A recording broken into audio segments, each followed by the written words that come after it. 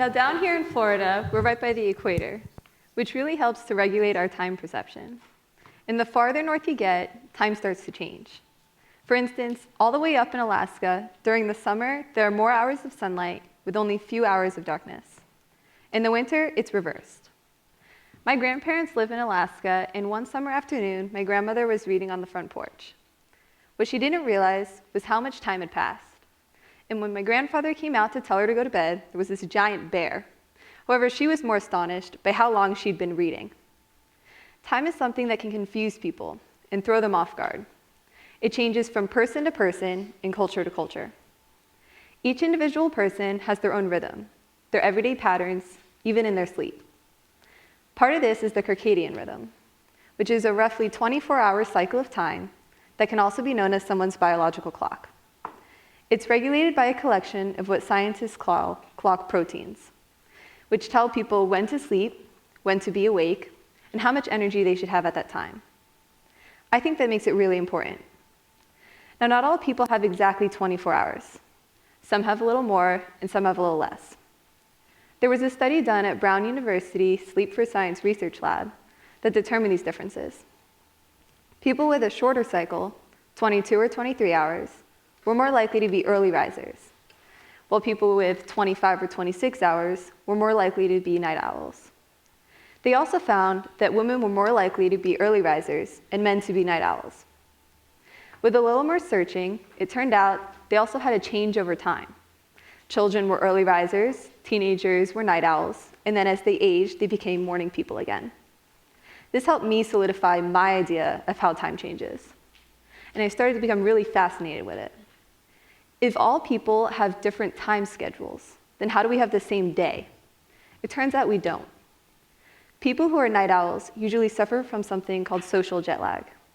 They're at constant odds with the society around them because their day doesn't overlap with ours, which can be a serious issue that can lead to sleep deprivation and other symptoms of jet lag.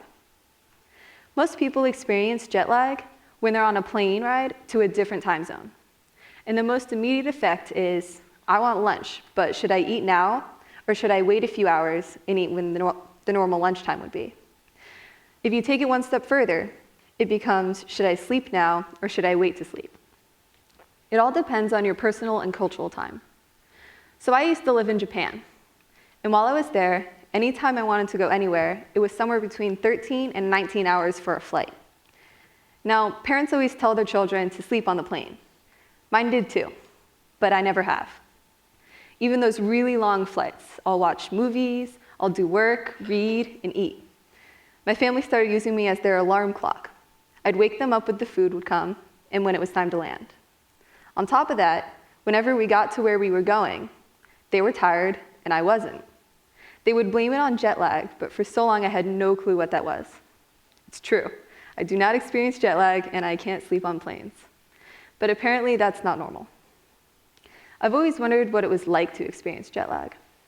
Thinking more about it, I wondered if there was a point to where surroundings can have a bigger influence over the signal to sleep, or if it was just each individual person. Now think about what you would do. If you left early in the morning and spent all day on a plane, when you arrived, it was morning again. Would you stay up all day, take a nap, or go to sleep? The natural thing to do would be going to sleep, but then you would never adjust to the new time. In my mind, light means I have to be awake and darkness means it's time to sleep, so I would have stayed up all day again. What happens is a fight between your personal and cultural time. For me, that means my cultural time wins. Personal time is more the circadian rhythm, or the internal clock, which means when you get tired, you would go to bed. That's what would happen for most of you. Time has become very confusing, and to make life harder, we're constantly trying to control it. Yes, I know, we're trying to control time. When we fly, we manipulate our view of time. About a week ago, the government changed time with daylight savings. Even technology changes how we spend our time.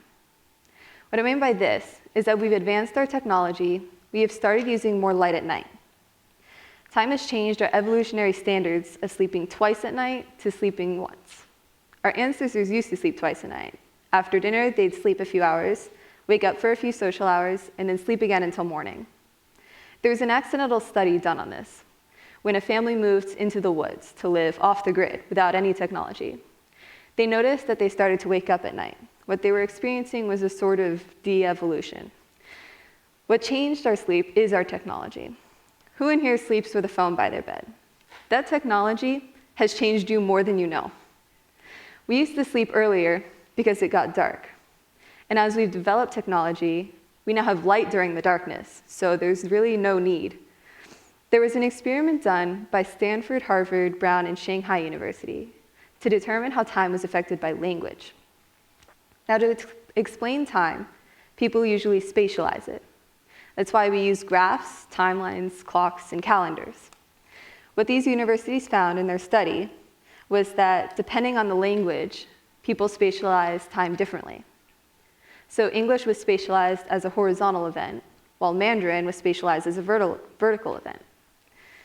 Stanford went on to conduct another experiment on this. This time, they used Hebrew speakers and English speakers. They asked participants to put a series of pictures of events in order.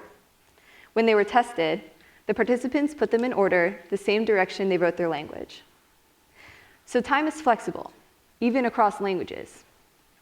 It isn't just where we're going, but where we're from. Depending on where you are, you can have a different sense of time. People always say time's faster in New York, or it takes longer when you're waiting for something important. Picture being in a really boring class. Sometimes time even seems to go backwards. We think that time is always constant, but reality, it's not.